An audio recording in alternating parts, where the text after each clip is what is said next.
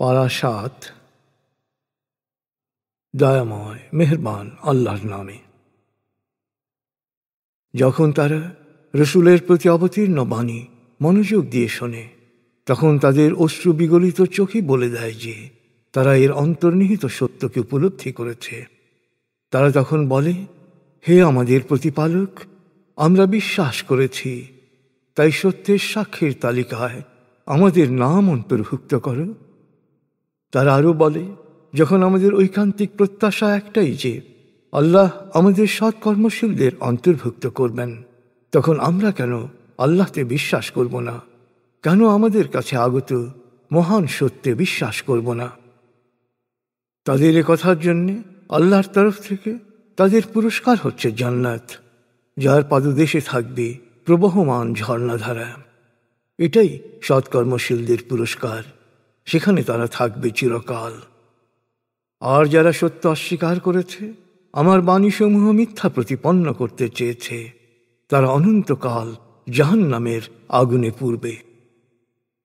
হে বিশ্বাসীগণ, জীবনের যে ভালো জিনিসগুলো আল্লাহ তোমাদের জন্য হালাল করেছেন, তা থেকে তোমরা নিজেদের বঞ্চিত করো না।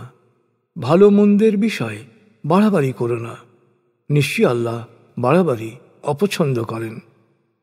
আল্লাহ তোমাদেরকে যে হালাল ও উত্তম জীবিকা দিয়েছেন, তা থেকে খাও ও পান করো। আর সব সময় আল্লাহ সচেতন থাকো, কারণ আল্লাহর উপরই তোমরা বিশ্বাস স্থাপন করেছ। অর্থহীন শপথের জন্য আল্লাহ কাউকে পাকড়াও করেন না, কিন্তু স্বেচ্ছায় শপথ করে তা ভঙ্গ করলে তিনি অবশ্যই তোমাদের দায়ী করবেন। এ ধরনের শপথ ভঙ্গের কাফারা বা প্রায়শ্চিত্ত হচ্ছে 10 জন গরিবকে মধ্যম মানের অন্নদান, যা তোমরা তোমাদের পরিজনদের খাইয়ে থাকো, অথবা তাদের পরিধানের কাপড় দান, বা একজন দাসকে মুক্তি দেয়া। যার এই সামর্থ্য নেই, সে 3 দিন রোজা রাখবে। এটাই তোমাদের শপথ ভঙ্গের প্রায়শ্চিত্ত। অতএব তোমরা সব সময় শপথ রক্ষা করে চলবে। এভাবে আল্লাহ তার বিধানকে সুস্পষ্ট রূপে বয়ান করেন, যাতে তোমরা শুকরগুজার হতে পারো। হে বিশ্বাসীগণ, নিশ্চয়ই মাদক দ্রব্য, জুয়া, মূর্তি ও ভাগ্য নির্ণায়ক তীর বা পাশা নাপাক ঘৃণ্য বস্তু এবং শয়তানের হাতিয়ার। অতএব তোমরা তা পুরোপুরি বর্জন করো, যাতে তোমরা সফল পরিতৃপ্ত হতে পারো। শয়তান তো মাদক অর্থাৎ মদসহ সকল নেশাকারক দ্রব্য ও জুয়া দ্বারা তোমাদের মধ্যে শত্রুতা ও বিদ্বেষ সৃষ্টি এবং আল্লাহর স্মরণ ও নামাজ থেকে বিরত রাখতে চায়। এরপরও কি তোমরা এসব ঘৃণ্য বস্তু থেকে নিবৃত্ত হবে না? তোমরা আল্লাহ ও তার রসূলের আনুগত্য করো এবং নিষিদ্ধ কাজ থেকে বিরত থাকো। কিন্তু তোমরা যদি সত্য থেকে মুখ ফিরিয়ে নাও, তবে শুনে রাখো, আমার রসূলের দায়িত্ব শুধু আমার বিধানাবলী তোমাদের কাছে সুস্পষ্টভাবে পৌঁছে দেয়া। যারা বিশ্বাস স্থাপন করেছে এবং সৎকর্ম করেছে, তারা আগে যা খেয়েছে সেই জন্য তাদের দায়ী করা হবে না, যদি তারা ভবিষ্যতে নিষিদ্ধ জিনিস থেকে দূরে থাকে এবং বিশ্বাসে অনড় থেকে সৎকর্ম করে। হে বিশ্বাসীগণ, ভবিষ্যতেও যা নিষেধ করা হবে তা থেকে বিরত থাকবে। আল্লাহর প্রতিটি ফরমান মেনে নেবে এবং আল্লাহ সচেতন হয়ে সৎকর্মে লেগে থাকবে। নিশ্চয়ই আল্লাহ সৎকর্মশীলদের ভালোবাসেন। হে বিশ্বাসীগণ, তোমাদের হাত ও বর্ষার আওতায় শিকার এনে আল্লাহ তোমাদের পরীক্ষা করবেন, কি আল্লাহকে না দেখেও আল্লাহ সচেতন হয়ে এহরাম বাঁধা অবস্থায় শিকার থেকে বিরত থাকে। এরপর কেউ সীমালঙ্ঘন করলে তার জন্য অপেক্ষা করবে অত্যন্ত পীড়াদায়ক শাস্তি। হে বিশ্বাসীগণ, এহরাম বাঁধা অবস্থায় শিকার করো না। তোমাদের কেউ ইচ্ছা করে শিকার করলে সেই জন্তুর সমপর্যায়ের গৃহপালিত জন্তু বদলা হিসেবে কোরবানির জন্যে কাবায় পাঠাতে হবে। আর এই বিষয়টি নিষ্পত্তি করবে তোমাদের মধ্য থেকে 2 জন ন্যায়পরায়ণ ব্যক্তি, অথবা এর কাফারা হবে কয়েকজন দরিদ্রকে অন্নদান বা সমপরিমাণ রোজা রাখা। এটি তার কৃতকর্মের ফল। অবশ্য অতীতে যা কিছু হয়েছে আল্লাহ তা ক্ষমা করেছেন, কিন্তু কেউ ভবিষ্যতে অপরাধ করলে আল্লাহ তাকে শাস্তি দেবেন। আর আল্লাহ মহাপরাক্রমশালী, কঠোর শাস্তিদাতা। তোমাদের জন্যে সমুদ্রের শিকার ও তা খাওয়া হালাল করা হয়েছে। তোমরা তা তোমাদের অবস্থানের স্থলেও খেতে পারো বা সফরের সময় রসদ হিসেবে সাথেও নিতে পারো। কিন্তু এহরাম বাঁধা অবস্থায় স্থলভাগের শিকার হারাম করা হয়েছে। অতএব সব সময় আল্লাহ সচেতন থেকো, কারণ তার কাছেই তোমাদের একত্র করা হবে। আল্লাহ পবিত্র কাবা ঘরকে সমগ্র মানব জাতির কল্যাণের প্রতীক হিসেবে নির্ধারণ করেছেন।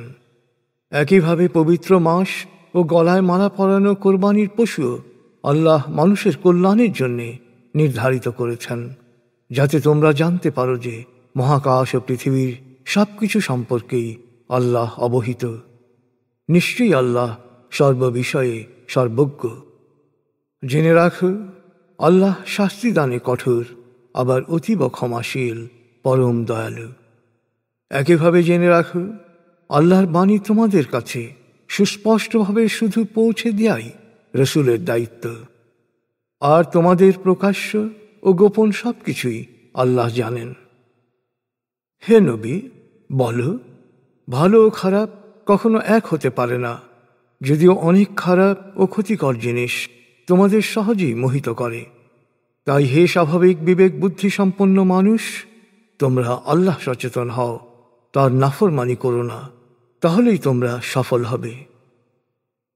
হে বিশ্বাসীগণ, তোমরা এমন সব বিষয়ে প্রশ্ন করো না যা বিধান আকারে প্রকাশ করা হলে তা পালন তোমাদের জন্যে কষ্টসাধ্য হবে। তবে কোরআন নাজিলের সময় তোমরা যদি সেসব বিষয়ে প্রশ্ন করো, তবে তা বিধান আকারে প্রকাশ করা হতে পারে। তোমরা ইতপূর্বে এ বিষয়ে যা কিছু করেছ, আল্লাহ তা মাফ করে দিয়েছেন। বস্তুত আল্লাহ অতীব ক্ষমাশীল, পরম সহনশীল। তোমাদের আগেও এসব বিষয়ে এক সম্প্রদায় প্রশ্ন করেছিল, তারপর তারা সত্যকে প্রত্যাখ্যান করেছিল। আল্লাহ কখনো নির্দেশ দেননি যে গৃহপালিত কয়েক ধরনের প্রাণীকে কুসংস্কার বশত আলাদাভাবে চিহ্নিত করে মানুষের খাবার ও কাজে লাগানো নিষিদ্ধ করতে হবে। কিন্তু সত্য অস্বীকারীরা আল্লাহর প্রতি মিথ্যা আরোপ করে এসব করেছে। ওদের অধিকাংশই নিজেদের স্বাভাবিক বিচার বুদ্ধি প্রয়োগ করেনি, করলে নিজেদের ভুল নিজেরাই বুঝত। আর যখন ওদেরকে বলা হয় আল্লাহর নাজিল করা বিধান অনুসরণ করো ও রসুলকে মেনে চলো, তখন ওরা বলে আমাদের জন্যে বাপদাদার ধর্মই যথেষ্ট। কিন্তু ওদের বাপদাদারা সত্যপথ সম্পর্কে অজ্ঞ থাকলেও কি ওরা অন্ধভাবে তাদের অনুকরণ করবে? হে বিশ্বাসীগণ, তোমরা শুধু তোমাদের নিজেদের জন্যেই দায়ী। তোমরা যদি সত্য পথে চলো, তাহলে অন্য কেউ পথভ্রষ্ট হলে তা তোমাদের কোনো ক্ষতির কারণ হবে না। আল্লাহর কাছে তোমাদের সবাইকে ফিরে যেতে হবে, তখন তিনি তোমাদের সকল কর্ম সম্পর্কে অবহিত করবেন। হে বিশ্বাসীগণ, তোমাদের কারো যদি মৃত্যুর সময় কাছে চলে আসে, তখন ওসিয়ত করতে চাইলে তোমাদের মধ্য থেকে ন্যায়পরায়ণ দুজনকে সাক্ষী হিসেবে রাখবে। আর সফরকালে মৃত্যু ঘনিয়ে এলে তোমাদের বাইরে অন্য দুজনকে সাক্ষী মনোনীত করবে। পরে যদি কোনো ধরনের সন্দেহ মনের মধ্যে আসে, তাহলে সেই দুই সাক্ষীকে মসজিদে নিয়ে গিয়ে নামাজের পর শপথ করে বলাবে, আমরা কোনো আত্মীয়ের জন্য এ সাক্ষ্য বিক্রয় করব না এবং আল্লাহর বাস্তে করা সাক্ষ্য গোপনও করব না। তা করলে নিশ্চয়ই আমরা পাপীদের অন্তর্ভুক্ত হব। কিন্তু যদি প্রকাশ পায় যে এরা দুজনই এ পাপে লিপ্ত, তাহলে যাদের স্বার্থহানি হয়েছে তাদের মধ্য হতে দুজন তাদের স্থলাভিষিক্ত হবে। তারা আল্লাহর নামে শপথ করে বলবে, আমাদের সাক্ষ্য তাদের চেয়ে বেশি সত্য। আমরা সাক্ষ্য দানের ব্যাপারে সীমালঙ্ঘন করিনি, করলে আমরা অবশ্যই জালেমদের অন্তর্ভুক্ত হব। এই প্রক্রিয়ায় আশা করা যায় যে লোকজন ঠিকভাবে সাক্ষ্য দেবে। নিজের পক্ষে এ ভয় কাজ করবে যে তাদের শপথ অপর কোনো শপথ দ্বারা খণ্ডন করা হতে পারে। হে মানুষ, আল্লাহ সচেতন হও, আল্লাহর কথা শোনো।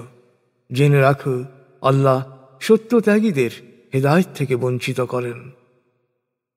যেদিন আল্লাহ রসুলদের সমবেত করবেন এবং জিজ্ঞেস করবেন, সত্যের পথে ডাক দিয়ে তোমরা কেমন সাড়া পেয়েছিলে? তারা বলবে, এ বিষয়ে আমাদের কোনো জ্ঞান নেই। সৃষ্টির বুদ্ধির অগম্য সকল গোপন সত্য ও নিগুড় তত্ত্ব তো প্রভু শুধু তুমিই জানো। ভাবো, যখন আল্লাহ বলবেন, হে মরিয়ম পুত্র ঈসা, তোমার ও তোমার জননীর প্রতি আমার অনুগ্রহের কথা স্মরণ করে। পবিত্র আত্মা দিয়ে আমি তোমাকে শক্তিমান করেছি। দোলনায় থেকেও তুমি মানুষের সাথে কথা বলতে পরিণত বয়সের মতো। আমি তোমাকে কিতাব, হিকমা, তাওরাত ও ইঞ্জিলের জ্ঞান দান করেছি। তুমি আমার ইচ্ছায় মাটি দিয়ে পাখির মতো পুতুল বানিয়ে তাতে ফু দিতে, আর আমার ইচ্ছায় তা পাখি হয়ে উড়ে যেত। জন্মান্ধ ও কুষ্ঠ রোগগ্রস্তকে আমার ইচ্ছায় নিরাময় করতে, আর আমার ইচ্ছাই তুমি মৃতকে জীবন দিয়েছ। পরে যখন তুমি সত্যের সকল সাক্ষ্য নিয়ে বনী ইসরায়েলের সামনে উপস্থিত হলে, তখন তাদের মধ্যকার সত্য অস্বীকারীরা বলল, এ তো স্রেফ জাদু। সে সময় তোমার ক্ষতি করা থেকে আমি তাদের নিবৃত্ত রেখেছিলাম।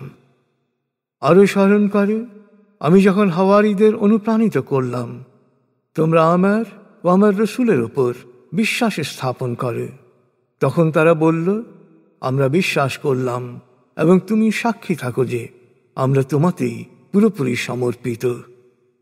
স্মরণ করো, হাওয়ারীগণ বলেছিল, হে মরিয়ম পুত্র ঈসা, তোমার প্রতিপালক কি আমাদের জন্য আকাশ থেকে পাত্র ভরা খাবার পাঠাতে পারবে?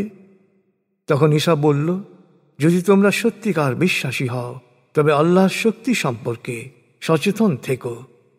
তারা বলেছিল, আমাদের ইচ্ছা শুধু এই যে সে পাত্র থেকে আমরা কিছু খাব এবং তাতে আমাদের চিত্ত পরিতৃপ্ত হবে, আর আমরা নিশ্চিত হতে পারব যে তুমি আমাদের কাছে সত্য বলেছ। আমরা এই সত্যের সাক্ষী হতে চাই।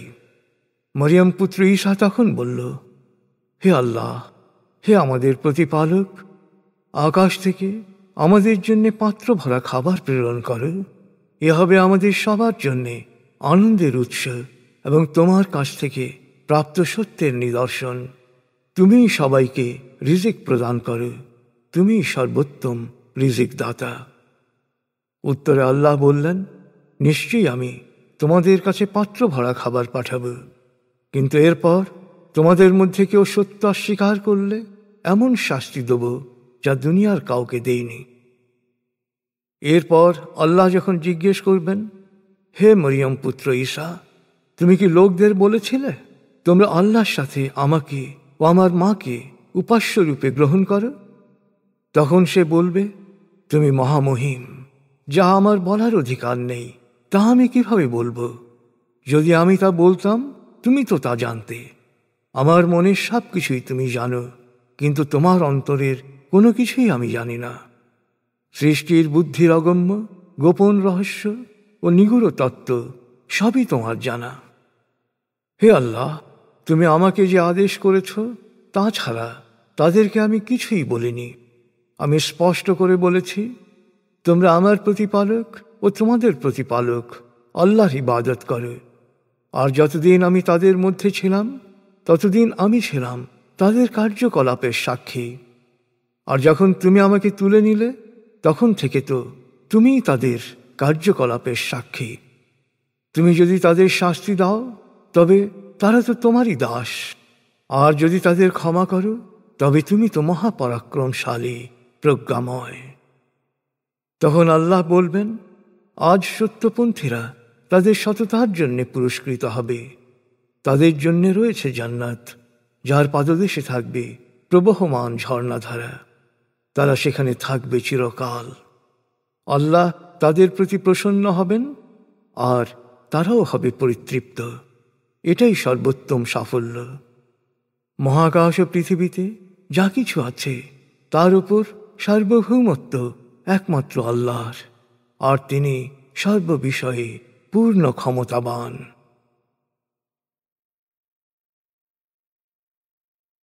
6 সূরা আনআম, রুকু 20, আয়াত 165, মাক্কি। দয়াময় মেহেরবান আল্লাহর নামে। সকল প্রশংসা আল্লাহর, যিনি মহাকাশ ও পৃথিবীর সৃষ্টি করেছেন আধার ও আলো। তারপরও সত্য অস্বীকারীরা অন্যান্য কল্পিত শক্তিকে তাদের প্রতিপালকের সমকক্ষ হিসেবে দাঁড় করায়। তিনি তোমাদের মাটি হতে সৃষ্টি করেছেন, তোমাদের প্রত্যেকের আয়ু নির্দিষ্ট করেছেন, আর একটি নির্দিষ্ট সময় পুনরুত্থান সম্পর্কে শুধু তিনিই জানেন। তারপরও তোমরা সন্দেহ করো, অথচ মহাকাশ ও পৃথিবীর তিনি আল্লাহ, একক অদ্বিতীয়। তোমাদের গোপন ও প্রকাশ্য সব কিছুই তিনি জানেন। আর তোমরা নিজেদেরকে কি পাওয়ার উপযুক্ত করছো সে সম্পর্কেও তিনি পুরোপুরি ওয়াকিবহাল।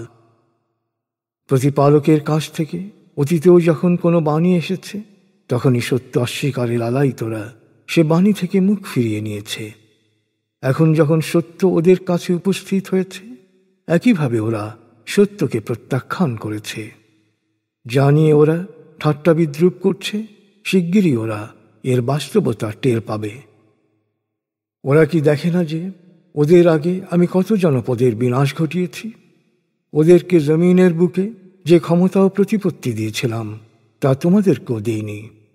ওদের ওপর পর্যাপ্ত নিয়ামত বর্ষণ করেছি, আর জমিনে প্রবাহিত করেছি পানির ধারা। কিন্তু ওরা যখন এই নিয়ামতের প্রতি অকৃতজ্ঞতা প্রকাশ করে পাপে নিমজ্জিত হল, তখন শাস্তি হিসেবে ওদের ধ্বংস করে দিয়েছি। ওদের স্থলে বিকশিত করেছি নতুন জনপদ।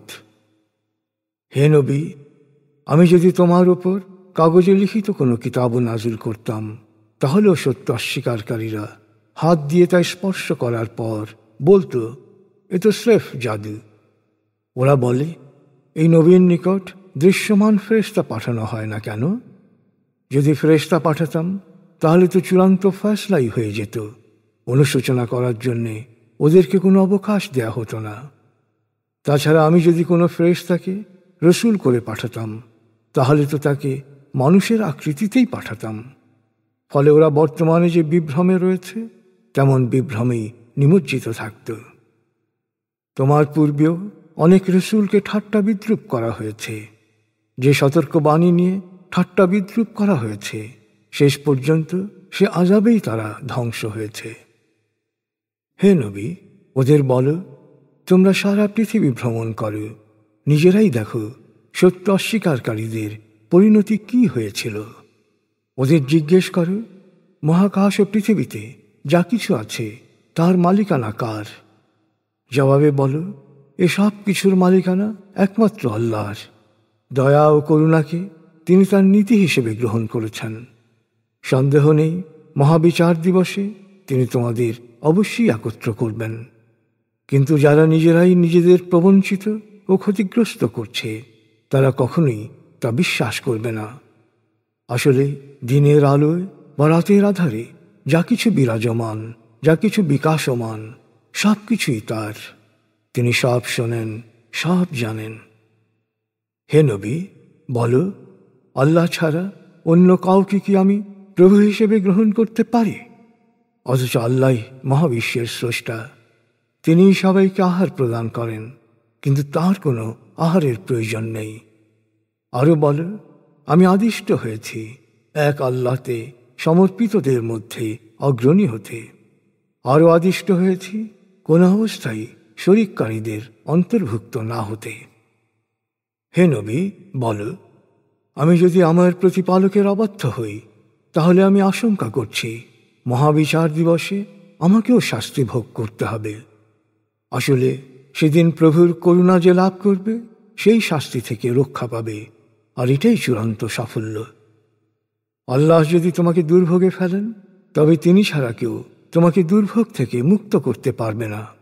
আর তিনি যদি তোমাকে সৌভাগ্য দান করেন, তবে নিঃসন্দেহে তিনি সর্বশক্তিমান।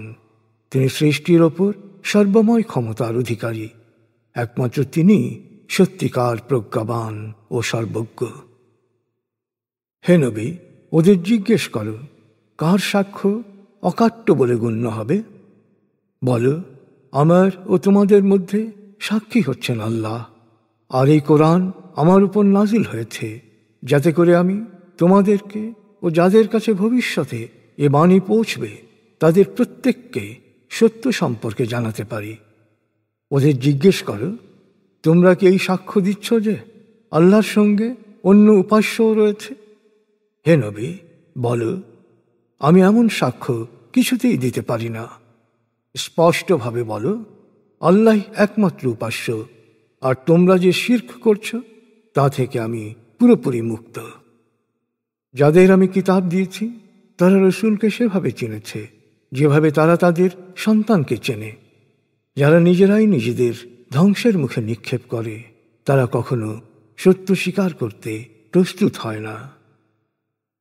যে ব্যক্তি আল্লাহ সম্পর্কে মন গড়া কথা বলে অথবা আল্লাহর বাণীকে প্রত্যাখ্যান করে তার চেয়ে বড় জালেম বা সীমালঙ্ঘনকারী কে হতে পারে? আর জালেমরা কখনোই কল্যাণ ও পরিত্রাণ পেতে পারে না। আর যেদিন আমি সকল মানুষকে একত্র করব সেদিন শরিককারীদের জিজ্ঞেস করব, স্রষ্টার ক্ষমতার অংশীদার রূপে যাদের কল্পনা করতে, আজ তারা কোথায়? এরপর অজুহাত দেয়া ছাড়া ওদের কোনো উপায় থাকবে না। ওরা বলবে, আমাদের প্রতিপালক আল্লাহর শপথ, আমরা কখনোই শরিককারী ছিলাম না। অবলোকন করো, সেদিন ওরা নিজেদেরকেই নিজেরা কিভাবে মিথ্যাবাদী প্রতিপন্ন করবে, আর ওদের কাল্পনিক উপাস্যরা কিভাবে ওদের ছেড়ে উধাও হয়ে যাবে। ওদের মধ্যে কিছু লোক কান পেতে তোমার কথা শোনার ভান করবে, কিন্তু ওদের অন্তরে আস্তর জমে থাকায় ওরা সত্যকে উপলব্ধি করতে পারবে না। অন্তর্কর্ণ বধির হয়ে যাওয়ায় আত্মার ধ্বনি শুনতে পাবে না। তাই সব কিছু প্রত্যক্ষ করার পরও বিশ্বাস স্থাপন করতে পারবে না। এ কারণেই তোমার সামনে এসে বিতর্কে লিপ্ত হয়ে সত্য অস্বীকারীরা বলে, এ তো সেকেলে কল্পকাহিনী ছাড়া কিছুই নয়। ওরা এ মহান সত্য গ্রহণ করা থেকে অন্যদের বিরত রাখে আর নিজেরাও সত্য থেকে দূরে সরে যায়। এভাবে ওরা আসলে নিজেরাই নিজেদের ধ্বংস করে, কিন্তু ওরা তা বোঝে না। হে নবী, তুমি যদি দেখতে পেতে যখন ওদেরকে জাহান্নামের অগ্নিকুণ্ডের পাশে দাঁড় করানো হবে, তখন ওরা বলবে, হায়, আমরা যদি আবার পৃথিবীতে ফিরে যেতে পারতাম তাহলে আমরা আমাদের প্রতিপালকের বাণীকে প্রত্যাখ্যান করতাম না, বরং আমরা বিশ্বাসীদের অন্তর্ভুক্ত হতাম। কিন্তু না, ওরা একথা শুধু এই জন্যই বলবে যে ওরা যে সত্যকে নিজেদের কাছ থেকে গোপন করত তা ওদের সামনে প্রকাশিত হয়ে পড়েছে। আসলে ওদের যদি আবারও পৃথিবীতে ফেরত পাঠানো হতো তবে ওদের যা করতে নিষেধ করা হয়েছিল তাই করত। ওরা যথার্থই মিথ্যেবাদী। সত্য অস্বীকারীরা বলে, আমাদের এই পার্থিব জীবনই একমাত্র জীবন, মৃত্যুর পর আমরা কখনোই পুনরুত্থিত হব না। হায়, তুমি যদি দেখতে পেতে যেদিন ওদেরকে প্রতিপালকের সামনে উপস্থিত করা হবে, যখন তিনি ওদেরকে জিজ্ঞেস করবেন, এ পুনরুত্থান কি প্রকৃত সত্য নয়? তখন ওরা বলবে, আমাদের প্রতিপালকের শপথ, এ নিশ্চয়ই সত্য। তখন তিনি বলবেন, তাহলে সত্য অস্বীকারের জন্যে এখন শাস্তি ভোগ করো। আল্লাহর সামনে সমবেত হওয়াকে যারা মিথ্যা বলেছে তারা অবশ্যই ক্ষতিগ্রস্ত। যখন কিয়ামত হবে তখন ওরাই বলবে, হায়, এই বিষয়টিকে আমরা কত না অবজ্ঞা করেছি। পাপের বোঝা পিঠে নিয়েই ওদের চলতে হবে। অবলোকন করো, কত না নিকৃষ্ট এ পাপের বোঝা। আসলে পরকালের তুলনায় পার্থিব জীবন তো এক তামাশা ও পুতুল খেলা ছাড়া আর কিছু নয়। আল্লাহ সচেতনদের জন্যে পরকালের আবাসী শ্রেয়। এরপরও কি তোমরা তোমাদের সহজাত বিচার বুদ্ধি প্রয়োগ করবে না? হে নবী, আমি জানি ওরা যে কথাবার্তা বলে তা তোমাকে কষ্ট দেয়, কিন্তু ওরা শুধু তোমাকে মিথ্যাবাদী বলে না, এ সীমালঙ্ঘনকারীরা আল্লাহর বাণীকেও অস্বীকার করে। তোমার পূর্বেও অনেক রসুলকে মিথ্যাবাদী বলা হয়েছিল, কিন্তু তাদেরকে মিথ্যাবাদী বলা ও নির্যাতন করা সত্ত্বেও আমার সাহায্য না পৌঁছা পর্যন্ত তারা সবর করেছিল। আল্লাহর নির্দেশ ও ফয়সালা পরিবর্তন করার ক্ষমতা কারণেই। তাছাড়া এ রসুলদের অনেক ঘটনা তো ইতোমধ্যেই তোমাকে জানানো হয়েছে। এসব কিছু জানা সত্ত্বেও যদি সত্য অস্বীকারীদের উপেক্ষা ও অনাগ্রহ সহ্য করা তোমার জন্য কঠিন হয়, তবে হে নবী, তোমার শক্তি থাকলে সুড়ঙ্গ করে ভূগর্ভে প্রবেশ করো বা সিঁড়ি লাগিয়ে আকাশে উঠে যাও এবং তাদের জন্য পারলে অলৌকিক কিছু উপস্থাপন করো। সত্যি কথা এই যে আল্লাহ ইচ্ছে করলে সবাইকে একত্র করে হিদায়াত করতে পারতেন। অতএব তুমি আল্লাহর নিয়মের ব্যাপারে নিজেকে মূর্খ হওয়ার সুযোগ দিও না। যারা মুক্ত মন নিয়ে শোনে তারাই সত্যের ডাকে সাড়া দেয়। মহাবিচার দিবসে আল্লাহ মৃতদের পুনর্জীবিত করবেন, তারপর তারা তার কাছেই ফিরে যাবে। ওরা জিজ্ঞেস করে, এ নবীর ওপর তার প্রতিপালকের কাছ থেকে কোনো অলৌকিক নিদর্শন নাজিল হয়নি কেন? হে নবী, বলো, নিশ্চয়ই আল্লাহ যে কোনো নিদর্শন নাজিল করতে সক্ষম, কিন্তু হায়, অধিকাংশ মানুষই এ ব্যাপারে অসচেতন। জমিনে বিচরণশীল সকল প্রাণী আর ডানায় ভাসমান সকল পাখি তোমাদের মতোই সম্প্রদায়। সৃষ্টির বিধিবিধানে সব কিছু লিপিবদ্ধ করতে আমি কোনো ত্রুটি রাখিনি। শেষ পর্যন্ত সবাইকে স্বীয় প্রতিপালকের নিকট সমবেত করা হবে। যারা আমার বাণীকে অস্বীকার করে তারা আসলে মূক ও বধির, গভীর অন্ধকারে নিমজ্জিত। আল্লাহ যাকে ইচ্ছা বিপদগামী হতে দেন, যাকে ইচ্ছা সরল পথে নিয়ে আসেন। হে নবী, ওদেরকে জিজ্ঞেস করো, যদি তোমরা সত্যবাদী হও তাহলে একটু ভেবে বলো, তোমাদের উপর আল্লাহর গজব পড়লে বা কিয়ামত উপস্থিত হলে তোমরা কি আল্লাহ ছাড়া অন্য কোনো উপাস্যকে ডাকবে? না, তখন তোমরা শুধু তাঁকেই ডাকবে। এরপর যদি তিনি ইচ্ছে করেন তোমাদের বিপদ মুক্ত করবেন। এমন পরিস্থিতিতে তোমরা তোমাদের কল্পিত উপাস্যদের আল্লাহর সাথে যাদের শরিক করতে তাদের কথা ভুলে যাবে। হে নবী, তোমার আগেও বহু জাতির নিকট আমি রসূল প্রেরণ করেছি তাদের হিদায়াতের জন্যে। তারপর তাদেরকে বিপদ আপদ, দুঃখ দৈন্য, অভাবে নিমজ্জিত করেছি যাতে তাদের বোধোদয় হয়। কিন্তু এই শাস্তি আপতিত হওয়ার পরও তাদের বোধোদয় হলো না কেন, তা কি তুমি শুনবে?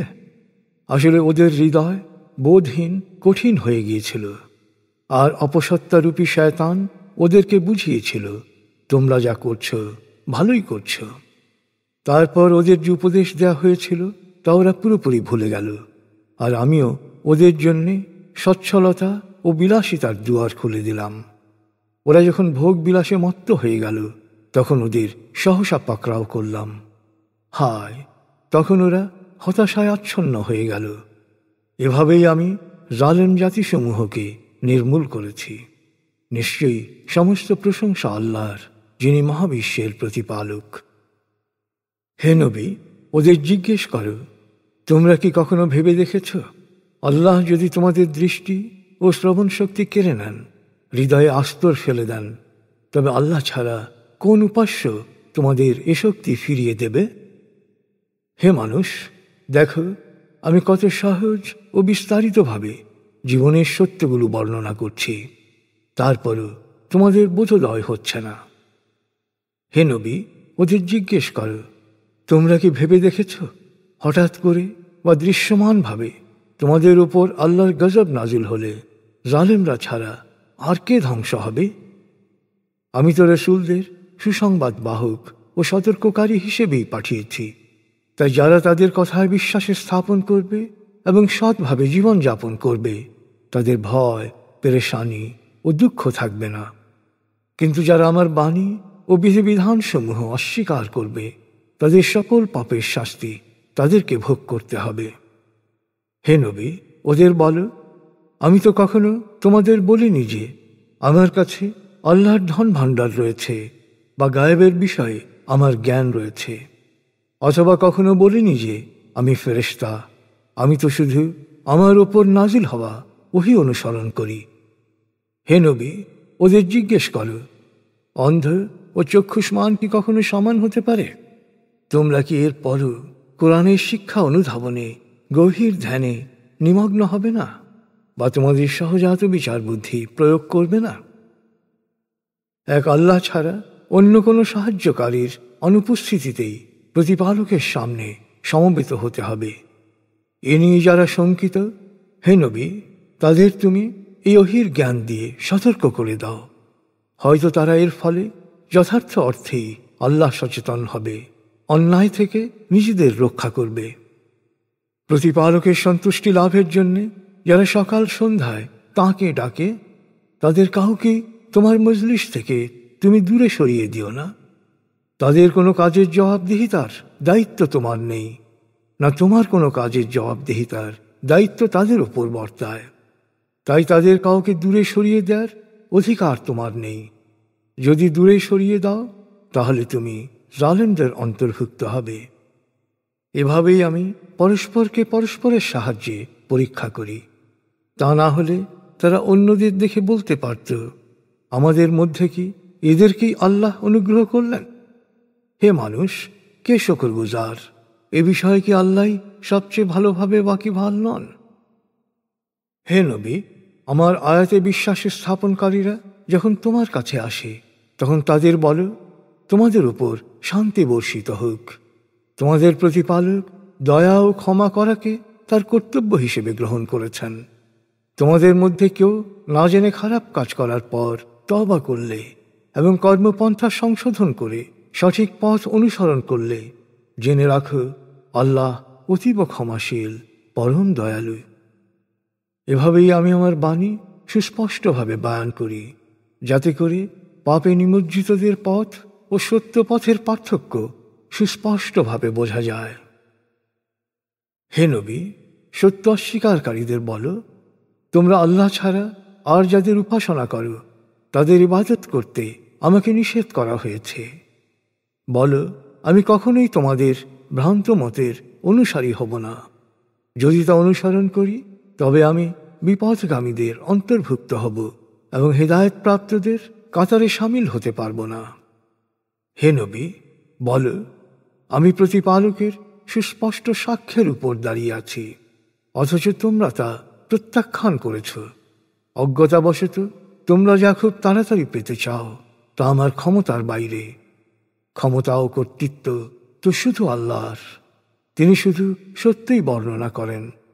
তিনি সত্য মিথ্যার চূড়ান্ত বিচারক। হে নবী, সত্য অস্বীকারীদের বলো, তোমরা অজ্ঞতাবশত যা তাড়াতাড়ি করতে চাচ্ছ তা যদি আমার এখতিয়ারে থাকত, তবে তো আমার ও তোমাদের মধ্যে কবেই না ফয়সলা হয়ে যেত। আর আল্লাহ সীমালঙ্ঘনকারীদের সব কিছু ভালোভাবেই জানেন। গায়েবের সকল জ্ঞানের চাবিকাঠি আল্লাহর হাতে। তিনি ছাড়া এ বিষয়ে আর কেউ জানে না। জমিনে বা পানির অভ্যন্তরে যা কিছু আছে সবই তিনি অবগত।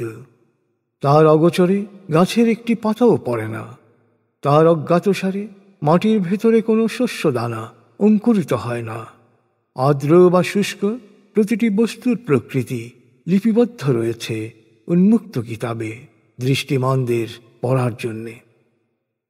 দিনের বেলা তোমরা যা করো তিনি তা জানেন, আর রাতে ঘুমের মাঝে তোমরা চেতনা হারাও। তিনি প্রতিদিন তোমাদের পুনর্জাগরিত করেন, যাতে করে তোমাদের নির্দিষ্ট আয়ু পূর্ণ হতে পারে। শেষ পর্যন্ত তোমাদের তার কাছেই ফিরে যেতে হবে, এবং তখন তিনি পার্থিব জীবনের সকল কাজের রেকর্ড তোমাদের দেখাবেন। আল্লাহর সকল বান্দাই তার পূর্ণ এখতিয়ারাধীন।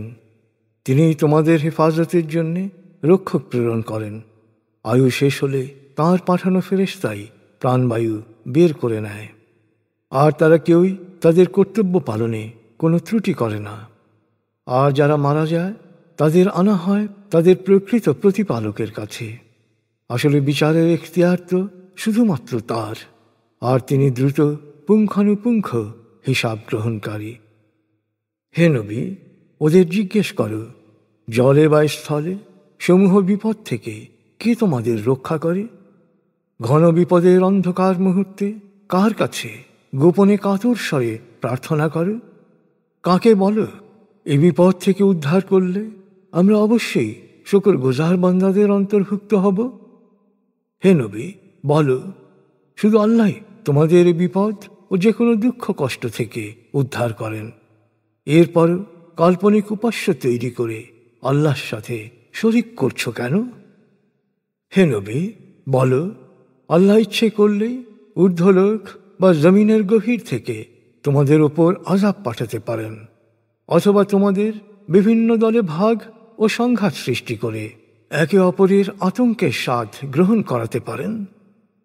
হে মানুষ, দেখো, একটা বাণীকে আমি কতভাবে ব্যাখ্যা করে তোমাদের কাছে উপস্থাপিত করছি, যাতে জীবনের নিগূঢ় সত্যকে তোমরা উপলব্ধি করতে পারো। অথচ তোমার সম্প্রদায় এই সত্যকে অস্বীকার করছে। অতএব ওদের বলো, তোমাদের আচরণের কোনো দায় দায়িত্ব আমার উপর বর্তায় না। আল্লাহর কাছ থেকে আসা প্রত্যেক সতর্কবাণী বাস্তবায়নের নির্দিষ্ট সময় রয়েছে, আর শিগগিরই তোমরা তোমাদের পরিণতি সম্পর্কে জানতে পারবে। হে নবী, যখনই তুমি লোকদের আমার কিতাবের বাণী নিয়ে উপহাস, পরিহাস ও নিরর্থক আলোচনায় মত্ত থাকতে দেখো, তখন তুমি সেখান থেকে সরে যাবে। প্রসঙ্গ পরিবর্তন না করা পর্যন্ত তাদের সাথে বসবে না। আর শয়তান যদি কখনো তোমাকে বিষয়টি সম্পর্কে গাফেল করে দেয়, তবে সচেতন হওয়ার সাথে সাথেই এই সীমালঙ্ঘনকারীদের কাছ থেকে সরে আসবে। হে বিশ্বাসীগণ, মনে রেখো, ওদের কোনো কাজের জবাবদিহিতার দায় দায়িত্ব আল্লাহ সচেতনদের ওপর বর্তায় না। তবে পাপীদের উপদেশ দেয়া তোমাদের কর্তব্য, যাতে করে তারা আল্লাহ সচেতন হতে পারে। পার্থিব ভোগ বিলাসের মোহে যারা আচ্ছন্ন, বিনোদন, খেলা তামাশাকেই যারা নিজেদের ধর্ম বা জীবনের লক্ষ্য হিসেবে গ্রহণ করে আত্মপ্রতারণায় ভুগছে, তুমি তাদের সঙ্গ বর্জন করো। তুমি ওদের কোরআনের বাণী শোনাও ও উপদেশ দাও, আর সতর্ক করে দাও সেদিন সম্পর্কে যেদিন ওদের সকল কৃতকর্মের হিসাব নেওয়া হবে। আর তখন আল্লাহর শাস্তি থেকে রক্ষা করার জন্যে ওদের কোনো অভিভাবক বা সুপারিশকারী থাকবে না। সেদিন কোনো মুক্তিপণও গ্রহণ করা হবে না। সত্য অস্বীকার করার কারণে ওরা তখন পান করবে ফুটন্ত আঠালো পানীয়, আর ভোগ করবে কঠিন শাস্তি।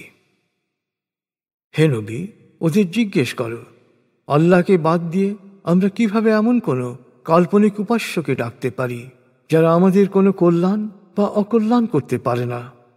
আল্লাহ আমাদের সৎপথ দেখানোর পরও কি আমরা বিপথগামী হব? আমরা কি শয়তানি প্ররোচনায় বিভ্রান্ত হয়ে পথহারা পথিকের মতো পেরেশানি ও আতঙ্কে ঘুরে মরব?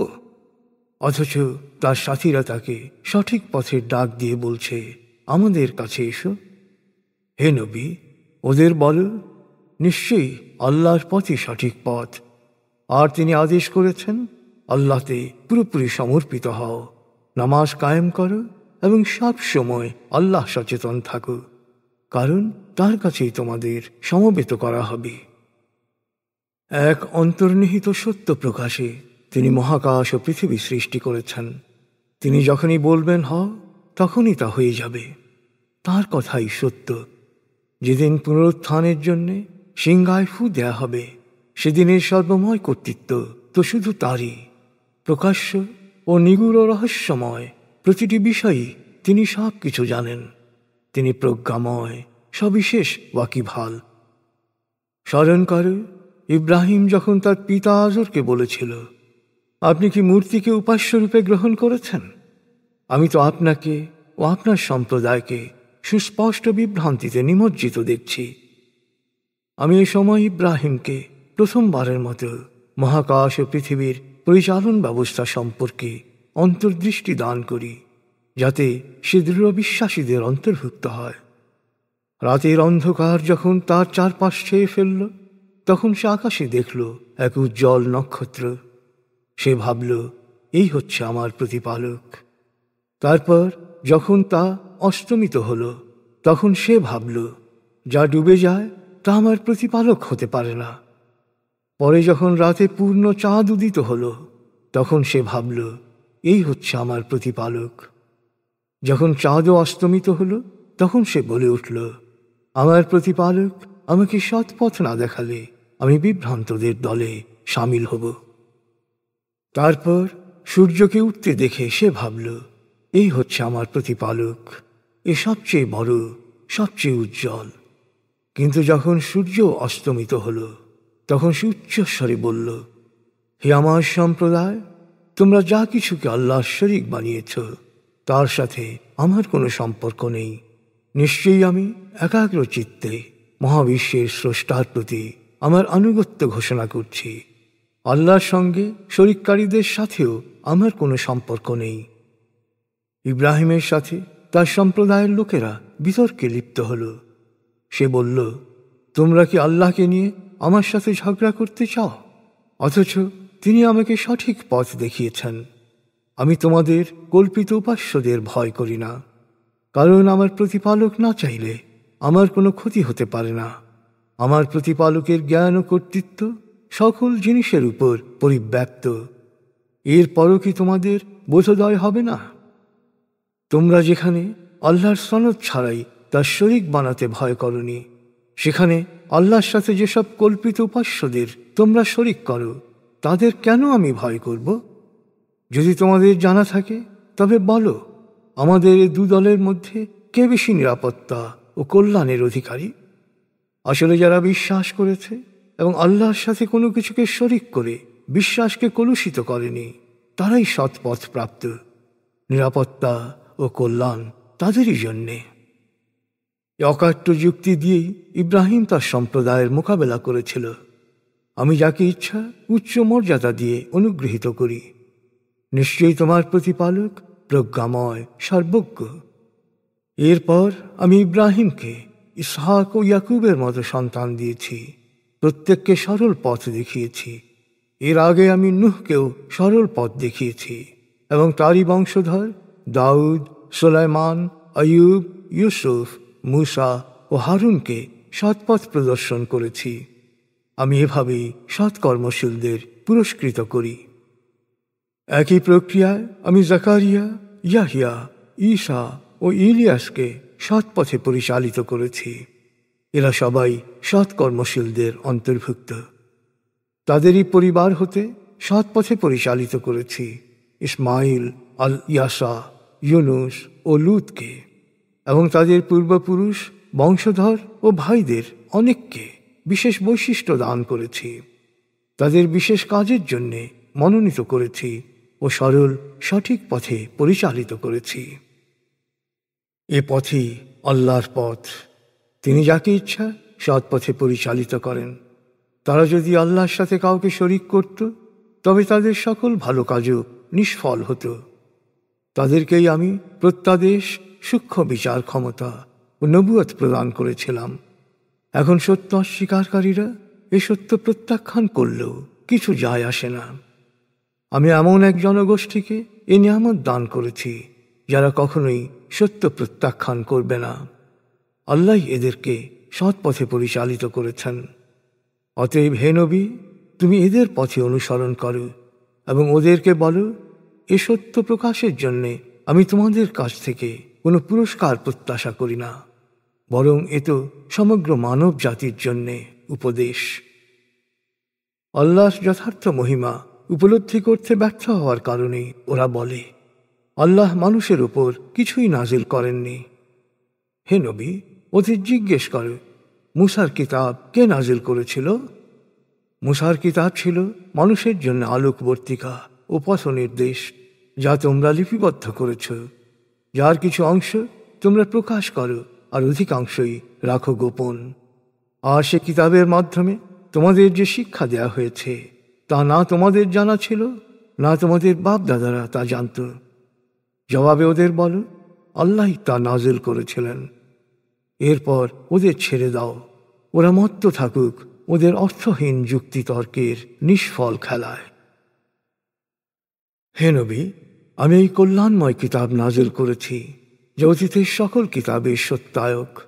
এই কিতাবের আলোয় তুমি মক্কা ও এর চারপাশের মানুষকে সচেতন করে তোলো।